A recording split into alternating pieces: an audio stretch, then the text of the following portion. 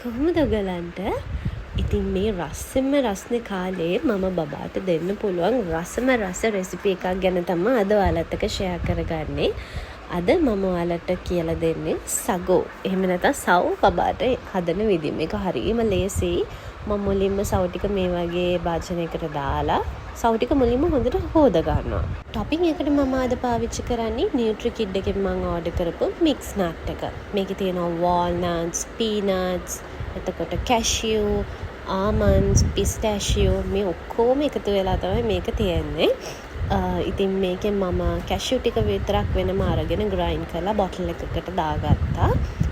ඊට පස්සේ මම හොඳට හොදගත්තු සව් ටික මේ වගේ පෑන් එකට දාලා මම මේක පොල් කිරි වලින් තමයි උයාගන්නේ. ඔයගලන්ට පුළුවන් පොල් කිරි වෙනුවට මේකට වතුර ටිකක් දාලා වතුර ටිකකින් මේක උයා ගන්නත් පුළුවන්. මම මේ සව් ප්‍රමාණය අරගෙන තියෙන්නේ අපිට මේ බබාට විතරක් නෙමෙයි අපිටත් එක්කලා. මට මේක උයාගෙන හොඳට තැම්බින්ගෙන යනකොට මට හිතුණා මම බබාට ගත්ත සව් ප්‍රමාණය ටිකක් වැඩි කියලා. ඉතින් මම ඒකෙන් අපේ එකට ටිකක් දාගන්න. මොකද එච්චර සව් ප්‍රමාණයක් මගේ බබා කන්නේ නැති නිසා. ඒ වගේම තමයි දැන් මේකට අපි කනකොට මේකට හකුරු හරි සීනි හරි මොන හරි පාවිච්චි කරනවනේ. දැන් බබාගේකට ඒවා මුකුත් පාවිච්චි කරන්න නැහැනේ. ඉතින් මට හිතුණා මේකට ඔයගොල්ලෝ කැමති නම් ඔයගලන්ට පුළුවන් රටින්දි සිරප් එක පාවිච්චි කරන්න. දැන් මට රටින්දි සිරප් එක නැහැ.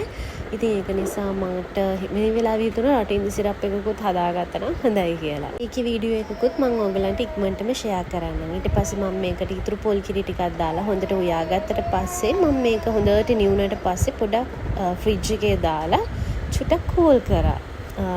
කූල් කරලා තමයි මම බබාට දුන්නේ. උගලන්ට පුළුවන් කූල් කරන්න නැතුව උනත් දෙන්න. ඊට පස්සේ මේ තියෙන්නේ මම නියුට්‍රිකිඩ් එකෙන් ගත්තු කැෂු පවුඩර් එක.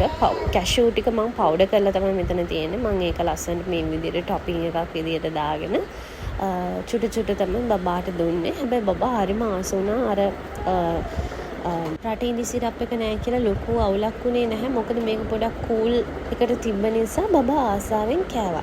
ඉතින් ඔයගොල්ලොත් මේ රෙසිපි එක try කරලා බලන්න. එහෙනම් thank you for watching.